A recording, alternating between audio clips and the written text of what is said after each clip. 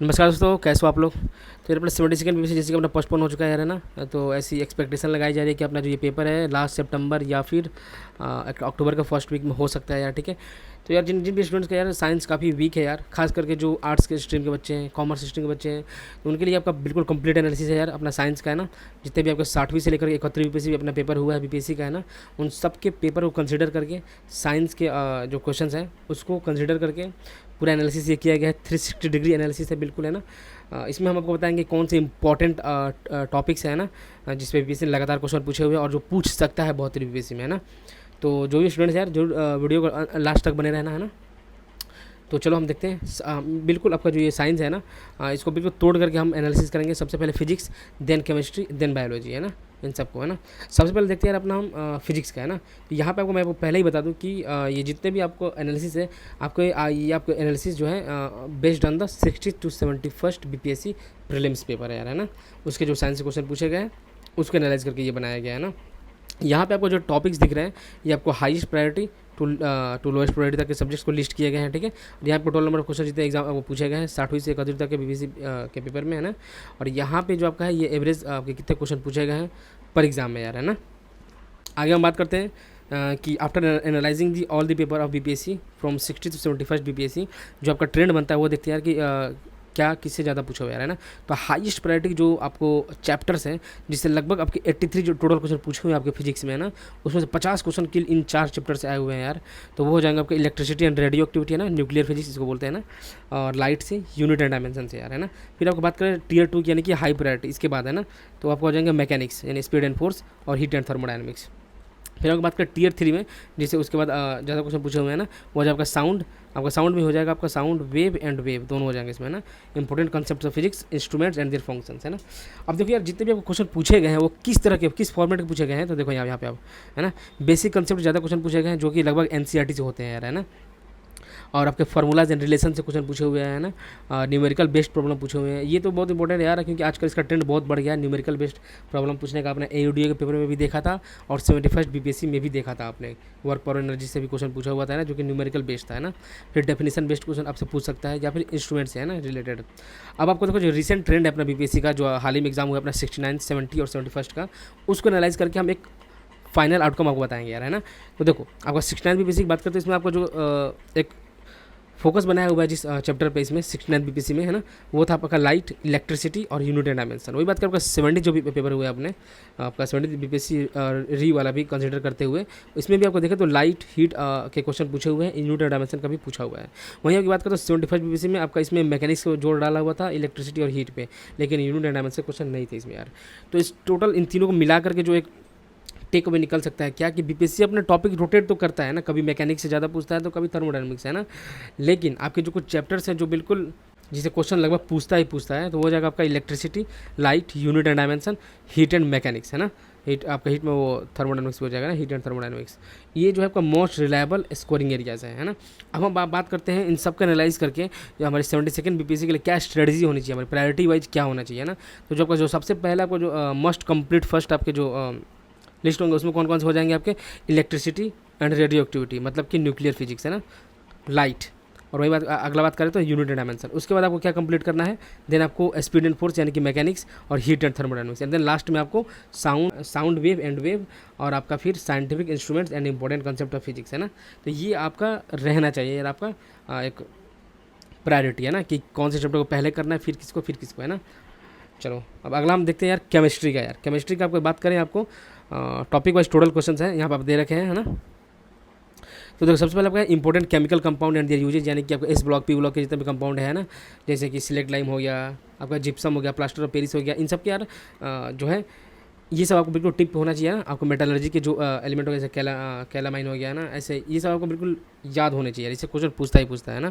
फिर आपकी बात करते हो acid, base and salt, and then आपकी बात करेंगे तो atomic structure, then carbon and its compound, फिर metal and non metal, state of matter, फिर सॉल्यूशन, फिर इन्वायरमेंटल पॉल्यूशन, फिर बात करते हो chemical reaction and then non metal यार है ना। ठीक है, तो ये आपका है priority wise subject, sorry chapters. Total आपको जो क्वेश्चन पूछे गए हैं 60 to 75 बीपीएससी केमिस्ट्री के वो 97 है यार, है ना। तो आगे पूछा कि रिसेंट जो बीपीएससी का ट्रेंड रहा है 69 से 71 बीपीएससी वो देखते हैं यार अपना, ठीक है। 69 बीपीएससी की बात करते हैं, देखो सबसे ज़्यादा क्वेश्चन जो पूछे गए हैं कार्बन एंड कंपाउंड से, सॉल्यूशन से, इंपॉर्टेंट केमिकल कंपाउंड से, है ना। फिर आपका अगला बात का 70 बीपीएससी में जो पूछा गया ना इंपॉर्टेंट केमिकल कंपाउंड से, देखो इसमें भी ये इंपॉर्टेंट केमिकल कंपाउंड से पूछा हुआ है, देखो इसमें भी आपका इंपॉर्टेंट केमिकल कंपाउंड से पूछा हुआ, और 71 की बात करें उसमें भी पूछा हुआ है यार, है ना। यानी कि अपना मोस्ट स्कोरिंग आपका ये टॉपिक है यार, है ना। फिर आपका लगा देखो chemical reaction then atomic structure. आपके 71 बीसी की बात करते हैं, इसमें भी देखो इंपॉर्टेंट केमिकल कंपाउंड जिससे सबसे ज़्यादा क्वेश्चन पूछे गए हैं, ठीक है, सॉल्यूशन और मेटल्स, है ना। अब हम देखते हैं यार ट्रेंड एनालिसिस, है ना। आपका हाईएस्ट प्रायोरिटी सब्जेक्ट कौन कौन से हैं, जिससे आपके जितने भी टोटल 97 जो क्वेश्चन पूछे हुए केमिस्ट्री को, 40 क्वेश्चन किन केवल इन चैप्टर से आया हुआ है यार, है ना। वो आपको हो जाएगा important chemical compounds and their uses, acid base and salt, है ना। फिर आपका टीयर 2 की सब्जेक्ट की बात करें, आपको सॉरी चैप्टर की बात करें तो उसमें आपको हो जाएगा क्या, एटॉमिक स्ट्रक्चर, है ना। फिर carbon and its compound, metals और स्टेट ऑफ मैटर, सॉल्यूशन। इस पर जितना नंबर क्वेश्चन टोटल पूछे हुए आपके यार प्रीवियस एग्जाम में बेसिक वो भी आप दे रखा है ना। तो अगला बात करें टीयर 3 की, है ना।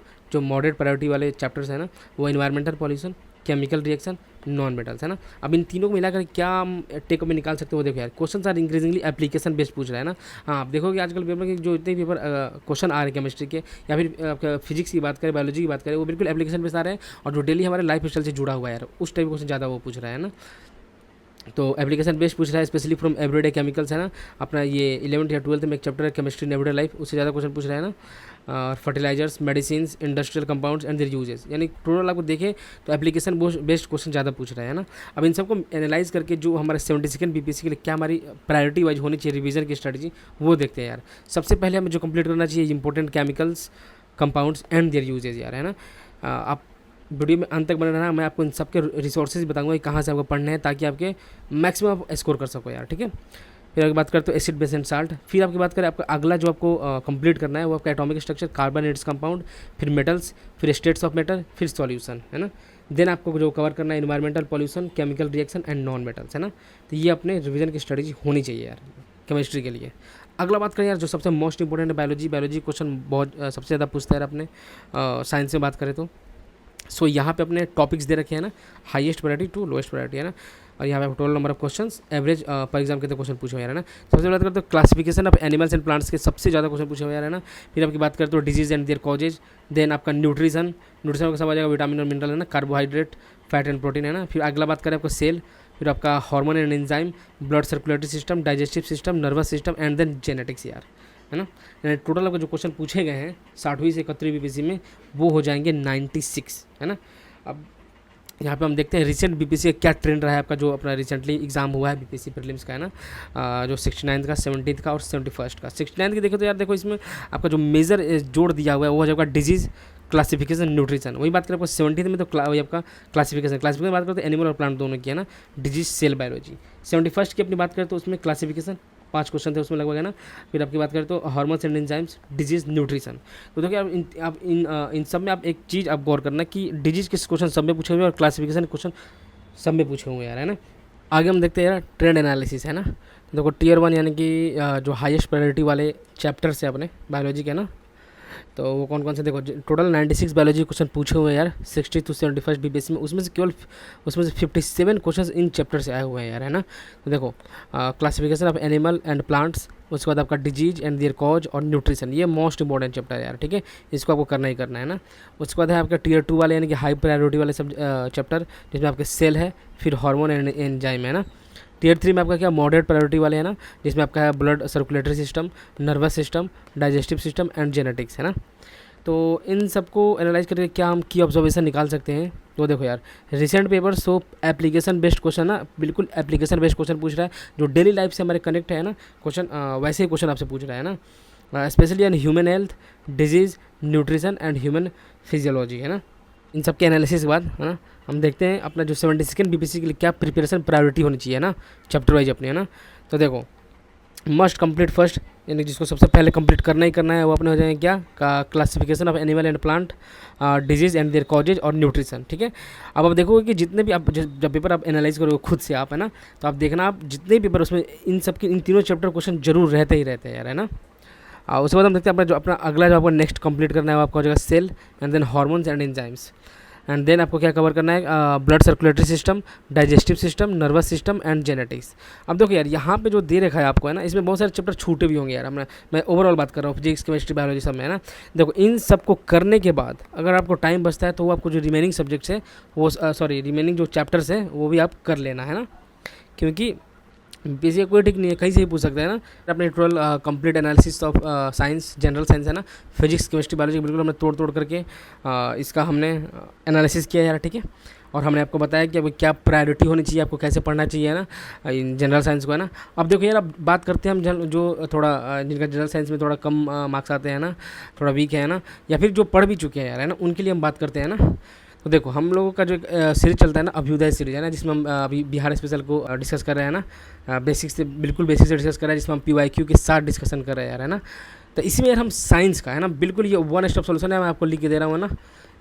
आप पूरे यूट्यूब आपको ऐसा लेक्चर बिल्कुल नहीं मिलेगा है ना, बिल्कुल टू द पॉइंट, और बिल्कुल ये आपका highly PCS plus all competitive exam oriented होगा आपका ये, बिल्कुल है ना। कोई भी आपका SSC हो गया या फिर रेलवे हो गया या फिर आपके बिहार SSC हो गया है ना, सबके लिए AUD सबके लिए बिल्कुल एक रामबाड़ इलाज होगा है ना।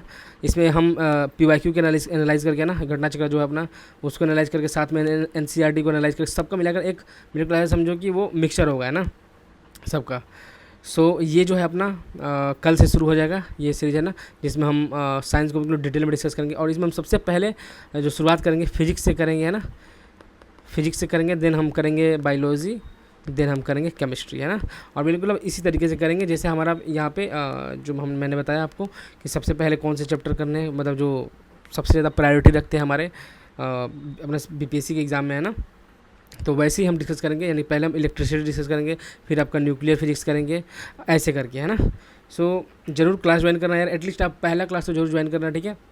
आपको अच्छा लगे तो बिल्कुल ज्वाइन करना है ना, और दोस्तों के साथ भी शेयर करना है ना अच्छा लगे तो आपकी मर्जी है ना। और बाकी अपना हो गया यार, ये अपना कंप्लीट एनालिसिस है ना। तो वीडियो को अच्छा लगा हो तो यार चैनल को जरूर सब्सक्राइब कर लेना है ना। और वैसे भी आप देख रहे हो सब्सक्राइबर हमारे उतना है भी नहीं है ना, तो चैनल को जरूर सब्सक्राइब करना यार, अगर आपको थोड़ा सा भी अच्छा लगा हो तो है ना। और कमेंट जरूर करना आपको कुछ इशू हो तो, और दोस्तों के साथ जरूर शेयर करना। थैंक यू, जय हिंद, जय भारत। और इसका जो आपका PDF है वो आपको हमारे इस टेलीग्राम चैनल में मिल जाएगा, इसका लिंक डिस्क्रिप्शन में है ना।